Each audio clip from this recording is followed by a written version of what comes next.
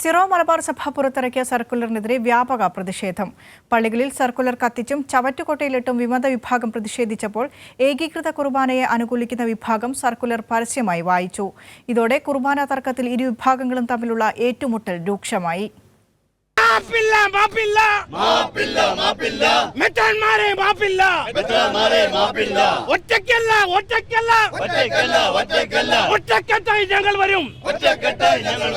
ഒരിടവേളയ്ക്ക് ശേഷം അങ്കമാലി അതിരൂപതയിലെ കുർബാന തർക്കം വീണ്ടും സംഘർഷ സാഹചര്യത്തിലേക്ക് നീങ്ങുകയാണ്.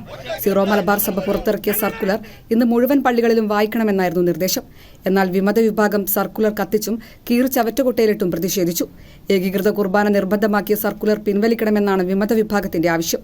ഞങ്ങൾക്ക് വേണ്ടി ജീവിക്കുന്ന വൈദികരെ ഇവരെ ശിക്ഷിക്കാൻ ഞങ്ങൾ അനുവദിക്കില്ല, ഒരു കാരണവശാലും അനുവദിക്കില്ല.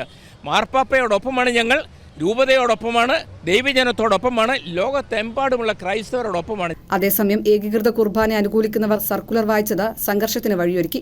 ഇടപ്പള്ളി സെന്റ് ജോർജ് ഫെറോന പള്ളിക്ക് മുന്നിലാണ് വിശ്വാസികൾ തമ്മിൽ സംഘർഷമുണ്ടായത്. തുടർന്ന് പോലീസ് വലയത്തിൽ വിശ്വാസികൾ സർക്കുലർ വായിച്ചു. വിമത വൈദികർ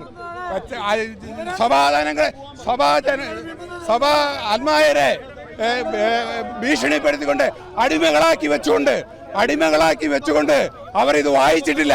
ജൂലൈ 3 മുതൽ അങ്കമാലി അതിരൂപതയിലെ മുഴുവൻ പള്ളികളിലും ഏകീകൃത കുർബാന അർപ്പിക്കണമെന്നാണ് സർക്കുലറിൽ നിർദ്ദേശം നൽകിയത്. കുർബാന അർപ്പിക്കാത്ത വൈദികരെ പുറത്താക്കുമെന്നും നിർദ്ദേശമുണ്ട്. ഇതിനെതിരെയാണ് ഇപ്പോൾ വീണ്ടും പ്രതിഷേധം ശക്തമാകുന്നത്. കൈരളി ന്യൂസ്, കൊച്ചി.